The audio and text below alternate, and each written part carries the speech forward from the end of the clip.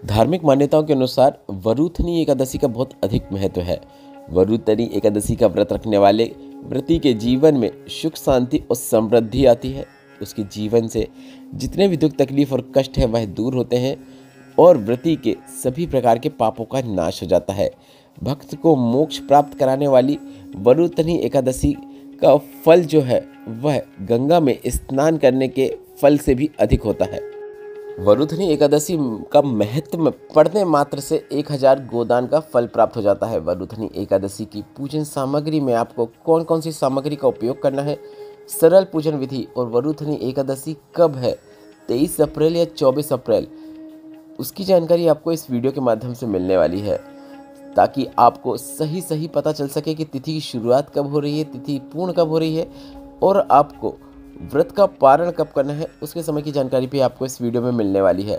तो सबसे पहले हम आपको बता दें, हिंदू पंचांग के अनुसार कृष्ण पक्ष की एकादशी तिथि जो कि वैशाख माह के है वह 23 अप्रैल को मतलब आज से शाम के 4:43 से शुरू हो रही है। इसका समापन अगले दिन मतलब कल 24 अप्रैल को 2025 को दोपहर के 2:32 में होगा। और जैसा कि आप सभी को पता है, एकादशी का व्रत और हिंदू धर्म में उदया तिथि का बहुत अधिक महत्व होता है और एकादशी के व्रत उदया तिथि के अनुसार रखा जाता है। इसलिए वरुथनी एकादशी का व्रत आपको कल रखना है, मतलब 24 अप्रैल को रखना है। वरुथनी एकादशी का व्रत रखने का जो पारण करना है वह 25 अप्रैल को करना है और पारण का समय जो रहेगा वह सुबह 5:46 से सुबह 8:32 तक रहने वाला है। इस व्रत का महत्व पद्म पुराण, स्कंद पुराण जैसे प्राचीन ग्रंथों में भी बताया गया है। अगर आप वरुथनी एकादशी का व्रत रखते हैं तो सरल पूजन विधि समझ लीजिए, पर उससे पहले पूजन की सामग्री क्या क्या आवश्यक होती है शॉर्ट में समझ लीजिए। तुलसी के पत्ते, पीले पुष्प, धूप, दीप, फल, पंचामृत, भोग मतलब आप खीर या फलाहार जो भी आप भोग में शामिल करना चाहें, पीला वस्त्र और चंदन।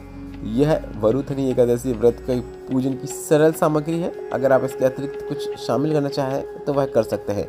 अब वरुथनी एकादशी की व्रत की सरल पूजन विधि इस प्रकार है। व्रत रखने वाले व्यक्ति को दशमी की तिथि को रात को सात्विक भोजन करके एक समय ही भोजन करना चाहिए। ब्रह्मचर्य व्रत का पालन करें और मानसिक रूप से व्रत का संकल्प लें।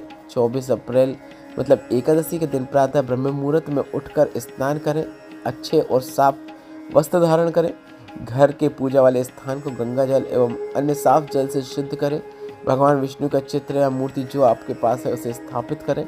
इसके बाद सबसे पहले दीप लगाएं और दीप लगाने के बाद ओम नमो भगवते वासुदेवाय इस मंत्र का जाप करते रहें। भगवान विष्णु को गंगा जल से स्नान करवाएं, उनको आचमन कराएं, चंदन, अक्षत, पुष्प जो भी है वह अर्पित करें, तुलसी पत्र अर्पित करें। यह भगवान विष्णु को अत्यंत प्रिय है। फिर भगवान विष्णु को फलाहार, मिष्ठान आदि का भोग लगाएं, विष्णु सहस्त्र नाम, विष्णु स्तोत्र और गीता का पाठ करें, अंत में आरती करें। एकादशी के कुछ नियम होते हैं।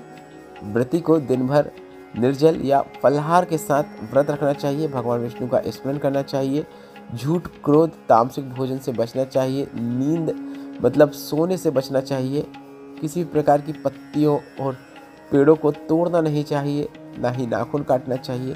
रात को भगवान विष्णु का जागरण करके भजन कीर्तन करना चाहिए।